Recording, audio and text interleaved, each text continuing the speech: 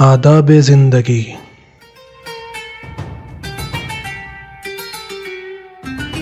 آداب خانہ داری، سفر کے احکام، لباس کے آداب اور بھی دیگر آداب جاننے کے لیے دیکھیے تہذیب الاسلام۔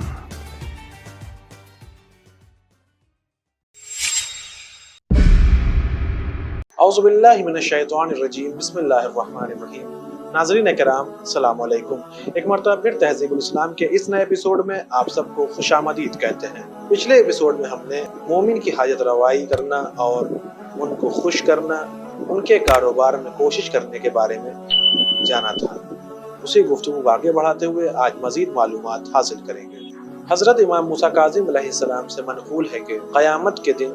خدا نے ایک سایہ مقرر فرمایا ہے جس کے نیچے انبیاء ہوں گے یا اوصیاء، یا وہ مومن جس نے کسی مومن بندے کو آزاد کیا ہوگا، یا وہ مومن جس نے کسی مومن کا قرض ادا کر دیا ہوگا، یا وہ مومن جس نے کسی مومن کی شادی کرا دی ہو۔ صحیح حدیث میں حضرت امام جعفر صادق علیہ السلام سے منقول ہے کہ ایک مومن کا قیامت کے دن ایک ایسے شخص پر گزر ہوگا جس کی نسبت خدا تعالیٰ نے یہ حکم فرما دیا ہوگا کہ اسے جہنم میں لے جاؤ، اور فرشتہ اسے جہنم کی طرف لیے جاتا ہوگا۔ وہ شخص اس مومن کو پہچان کر آواز دے گا کہ تو اس وقت میری فریاد کو پہنچ کہ میں نے دنیا میں فلاں نیکی تیرے ساتھ کی تھی اور فلاں حاجت تیری پر لایا تھا۔ مومن اس فرشتے سے کہے گا کہ اس سے دستبردار ہو، اور خدا تعالیٰ اسے حکم دے گا کہ میرا بندہ مومن اس کا شفاعت خواہ ہے، اسے چھوڑ دو۔ معتبر حدیث میں حضرت علی بن حسین علیہ السلام سے منقول ہے کہ تم تمام مسلمانوں کو اپنا عزیز خیال کرو، جتنے بوڑھے ہیں ان سب کو اپنے آپ کی جگہ سمجھو، اور جتنے بچے ہیں ان سب کو اپنی اولاد کی جگہ سمجھو، اور جتنے برابر والے ہیں ان سب کو اپنا بھائی خیال کرو۔ اب یہ بتاؤ کہ تم ان میں سے کس پر ظلم کرنا پسند کرو گے، برا بھلا کس کو کہو، عیب کس کے ظاہر کرو گے؟ اور اگر شیطان تم کو یہ فریب دینا چاہے کہ تم اپنے آپ کو اوروں سے بہتر سمجھو، تو اس کا دفع کرنے کا طریقہ یہ ہے کہ جس شخص کو تم سن میں اپنے سے بڑا دیکھو اس کی نسبت یہ خیال کرو کہ وہ ایمان اور اعمال میں نیک ہے، مجھ سے مقدم ہے اس لیے مجھ سے بہتر ہے، اور جو تم سے سن میں چھوٹا ہے اس کی نسبت یہ خیال کرو کہ میرے گناہ اس سے زیادہ ہیں لہٰذا وہ بھی مجھ سے بہتر ہے۔ اور اگر تمہارا ہمسن ہے تو یہ خیال کرو کہ مجھے اپنے گناہوں کا تو یقین ہے اور اس کے گناہوں کے بارے میں شک ہے، اور شک کو یقین پر ترجیح نہیں ہو سکتی، اس واسطے وہ بھی مجھ سے بہتر ہے۔ اگر لوگ تمہاری تعظیم و تکریم کرتے ہوں تو یہ خیال کرو کہ وہ ان کی ذاتی نیکی ہے، یعنی وہ اخلاق و آداب پر عمل کرتے ہیں۔ اور اگر لوگ تم سے پرہیز کریں اور تمہاری عزت نہ کریں تو یہ خیال کرو کہ یہ ہماری شامت اعمال ہے۔ ان قواعد پر عمل کرنے سے زندگی سہل ہو جائے گی، دوست زیادہ ہوں گے اور دشمن کم، لوگوں کی نیکی سے تم خوش ہوگے اور بدوں سے کوئی رنج نہ پہنچے گا۔ یہ خوب سمجھ لو کہ لوگوں کے نزدیک سب سے زیادہ عزت اس شخص کی ہے جس کی وہ گھر بیٹھے خبریں سنا کرے اور وہ سب سے بالکل بے پرواہ ہو، کسی سے کوئی سوال نہ کرے۔ بعد اس کے اس شخص کا نمبر ہے جو محتاج ہو مگر کسی سے سوال نہ کرے، کیونکہ اہل دنیا سب طالب مال ہیں، اور جو شخص مال میں ان کا مزاحم نہ ہو وہ انہیں سب سے زیادہ پیارا ہے، اور جو بجائے مانگنے کے الٹا اپنے مال میں سے انہیں دے دے اس کی منزلت کا تو کچھ ٹھکانہ ہی نہیں۔ دوسری حدیث میں منقول ہے کہ حضرت عیسیٰ علیہ السلام نے اپنے ایک صحابی سے فرمایا کہ تو جو یہ بات چاہتا ہے کہ اور تیرے ساتھ بدی نہ کریں تو بھی کسی کے ساتھ نہ کر، اور اگر کوئی شخص تیرے داہنے رخسار پر تماچا مارے تو اپنا بایاں رخسار بھی اس کے سامنے پیش کر دے۔ معتبر حدیث میں حضرت امام جعفر صادق علیہ السلام سے منقول ہے کہ جو مسلمان کسی مسلمان کے پاس اپنی حاجتیں لے کر آئے اور اس کی حاجت روائی پر قادر بھی ہو اور پھر حاجت پر نہ لائے، خدا تعالیٰ قیامت میں اس کو سرزنش کرے گا کہ دوسروں کو عبرت ہو، اور یہ فرمائے گا کہ تیرا بھائی تیرے پاس ایسی حاجت لے کر آیا تھا جس کے برلانے کی میں نے تجھے قدرت عطا کی تھی، چونکہ تو حاجت روائی کے ثواب کو ہیچ سمجھتا تھا تو نے اس کی طرف التفات نہ کیا۔ میں بھی اپنی عزت و جلال کی قسم کھاتا ہوں کہ تیری کسی حاجت میں تیری طرف رحمت کی نگاہ نہ کروں، بالآخر خواہ تجھے بخش دوں یا عذاب کروں۔ دوسری حدیث میں فرمایا کہ جو مومن کسی مومن سے کسی ایسی بھلائی کو جس کا وہ محتاج ہو، باوجود اس قدرت کے کہ خود اپنے پاس سے یا دوسرے کے وسیلے سے پہنچا سکتا ہو، روک لے تو خدا تعالیٰ قیامت کے دن اس کو اس طرح محشور کرے گا کہ منہ سیاہ ہوگا، آنکھیں نیلی، ہاتھ گردن میں بندھے ہوئے اور طوق پڑا ہوا، اور یہ فرمائے گا کہ یہ تیری خیانت کی سزا ہے کہ تو نے خدا اور رسول کے ساتھ کی۔ پھر حکم ہوگا کہ اسے جہنم میں لے جاؤ۔ حضرت امام موسیٰ کاظم علیہ السلام سے منقول ہے کہ 3 آدمی قیامت کے دن عرش کے سائے میں ہوں گے، اور اس دن سوا اس کے اور کوئی سایہ ہی نہ ہوگا۔ اول وہ جو اپنے مسلمان بھائی کی شادی کرائے، دوسرے جو بوقت ضرورت اسے خادم دے، تیسرے وہ جو کسی مسلمان بھائی کا راز پوشیدہ رکھے۔ اب یہاں سے چھٹا لیسن اس چیپٹر کا شروع ہوتا ہے، مومنوں کی ملاقات اور بیماروں کی عیادت۔ معتبر حدیثوں میں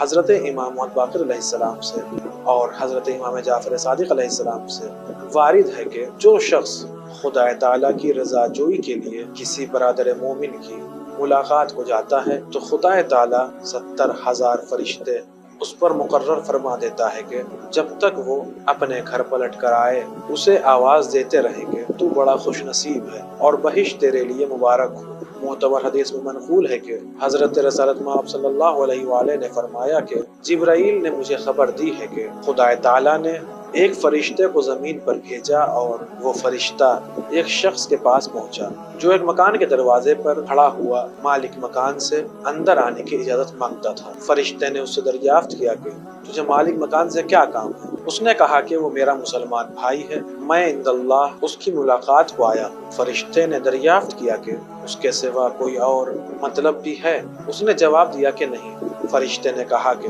مجھے خدا تعالیٰ نے تیرے پاس بھیجا ہے، وہ تجھے سلام کہتا ہے اور فرماتا ہے کہ تجھ پر بہشت کو واجب کیا، اور یہ بھی فرماتا ہے کہ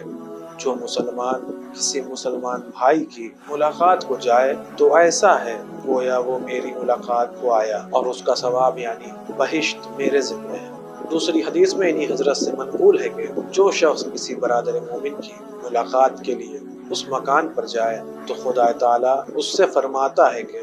تو میرا مہمان ہے اور میری ہی ملاقات کو آیا ہے، اور تیری مہمانداری میرے ذمہ ہے، اور چونکہ تو اپنے برادر مومن کو دوست رکھتا ہے لہٰذا میں نے تجھ پر بہشت واجب کر دیا۔ ایک اور حدیث میں حضرت امام محمد باقر علیہ السلام سے منقول ہے کہ جو مومن اپنے برادر مومن کی ملاقات کے لیے گھر سے نکلے، خداوند عالم ایک فرشتے کو اس پر مقرر فرماتا ہے کہ ایک پر کو اپنے زمین پر بچھائے اور دوسرے اس کے سر پر سایہ کرتا جائے یہاں تک کہ وہ اس مومن کے گھر پہنچ جائے۔ اس وقت خدا جبار اس کو آواز دیتا ہے کہ تو نے میرا حق ادا کیا اور میرے پیغمبر کی سنت کی پیروی کی، لہٰذا مجھ پر لازم ہے کہ تیرا حق ادا کروں۔ تو مجھ سے سوال کر کے میں تجھے عطا کروں، خواہ میرا نام لے کر پکار میں تیری دعا قبول کروں، خواہ خاموش رہ کہ ابتدائے رحمت میری ہی طرف سے ہو۔ جب یہ بندہ مومن واپس آتا ہے تو وہی فرشتہ اپنے بالوں پر سے سایہ کیے ہوئے اس کے ساتھ ساتھ چلا آتا ہے۔ جب یہ اپنے گھر پہنچ جاتا تو خدا تعالیٰ کی طرف سے آواز آتی ہے کہ اے میرے بندے، تو نے میرے حق کو عظیم سمجھا، اس لیے مجھ پر لازم ہے کہ میں بھی تیری عزت کروں، لہٰذا میں نے تجھ پر بہشت واجب کیا اور اپنے بندوں کے بارے میں شفاعت کرنے کا حق تجھ کو عنایت کیا۔ حضرت امام جعفر صادق علیہ السلام سے منقول ہے کہ عند اللہ کسی برادر مومن کی ملاقات کے لیے جانا 10 مومن بندوں کے آزاد کرنے سے بہتر ہے، اور ایک بندہ مومن کے آزاد کرنے کا یہ ثواب ہوتا ہے کہ خدا تعالیٰ اس کے ہر عضو کے بدلے آزاد کرنے والے کا ہر عضو آتش جہنم سے آزاد کرتا ہے۔ معتبر حدیث میں منقول ہے کہ حضرت نے داؤد ابن سرحان سے فرمایا کہ میرے شیعوں کو میرا سلام پہنچا دینا اور یہ کہہ دینا کہ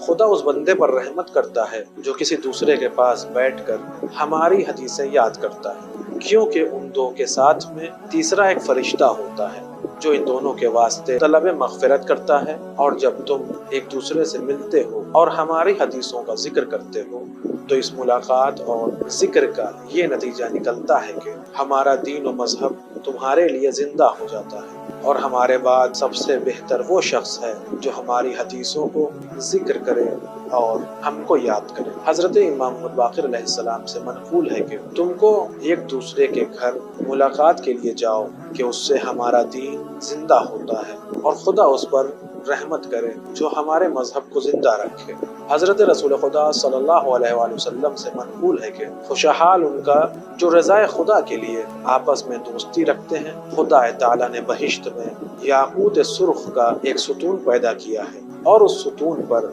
70,000 महल बनाए हैं और हर महल में 70,000 गुरफा है और ये सब खुदा ने उन लोगों के लिए पैदा किए हैं जो इंदल्लाह एक दूसरे से दोस्ती करते हैं और आपस में मिलते जुलते हैं। हजरत इमाम जाफर सादिक अलैहिस्सलाम से मनक़ूल है कि जो शख्स हम पर एहसान न कर सके वो हमारे मानने वालों में से जो नेक लोग हैं उनके साथ नेकी करे कि उसके नामाए अमाल में वही सवाब लिखा जाएगा जो हमारे साथ नेकी करने से लिखा जाता है और जो हमारी मुलाकात करने की